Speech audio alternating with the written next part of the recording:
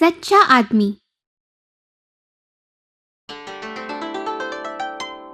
विजयनगर का राजा समझता था कि उसके राज्य में कोई झूठ नहीं बोलता। एक दिन दरबार में उसने रामन से कहा, रामन, मेरी प्रजा में कोई भी झूठ नहीं बोलता। मुझे ऐसा नहीं लगता महाराज। अपने स्वार्थ के लिए कभी न कभी हर कोई झूठ का सहारा लेता ही है। साधु संत ही ऐसे लोग हैं जो कभी झूठ नहीं बोलते। नहीं, मुझे नहीं लगता। मैं और मेरी प्रजा साधु संत तो नहीं है, पर हम कभी झूठ नहीं बोलते। महाराज, परिस्थिति अनुसार सभी को कभी न कभी झूठ बोलना ही पड़ता है। शायद आपको भी बोलना पड़े। ऐसा तो ठीक है, अब तुम मेरे मुंह से झूठ बुलवा कर ही दिखाओ।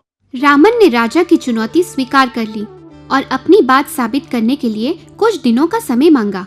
राजा तथा अन्य दरबारी उस दिन की बात भूल गए।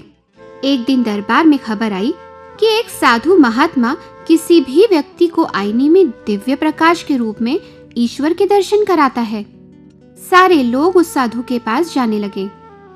प्रिय भक्तजनों, यहाँ तुम्हें ईश्वर के दर्शन हो सकते हैं। उस कमरे में एक आईना है जिसमें दिव्य प्रकाश के रूप में ईश्वर स्वयं दर्शन देंगे, परंतु सिर्फ सच्चे लोगों को।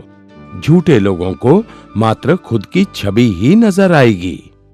कुछ लोग अंदर जाकर आईने में झांक कर आए और बाहर आकर लोगों से कहा कि उन्हें ईश्वर के दर्शन हो गए। धीरे धीरे ये खबर राजा तक पहुंची। राजा अपनी रानी और मंत्रियों के साथ उस साधु के पास गया। पहला मंत्री अंदर आईना देखकर बाहर आया। आहा, मैंने दिव्य प्रकाश देखा महाराज। कितना सुंदर रूप था ईश्वर का। एक के बाद एक मंत्री अंदर गए और बाहर आकर उन्होंने राजा से डरकर झूठ बोला। उसके बाद रानी अंदर गई। उसे केवल अपनी ही छवि नजर आई, परंतु बाहर आकर उसने भी सबसे झूठ कहा। वाह, कितना अद्भुत प्रकाश! मैंने मेरे जीवन में ऐसा दिव्य प्रकाश पहले कभी नहीं देखा महाराज। ठीक है, मैं भी ईश्वर के दर्शन करके आता हूँ। अब राजा अंदर गया। उसे भी आईने में अपनी ही छवि नजर आई, पर बाहर आकर उसने भी सबसे झूठ कहा कि उसे भी ईश्वर के दर्शन हुए हैं।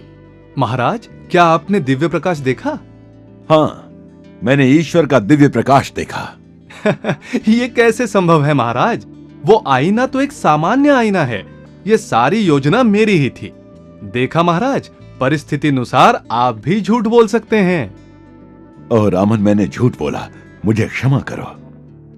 इस प्रकार रामन ने राजा और लोगों के मन में अपनी जगह बना ली।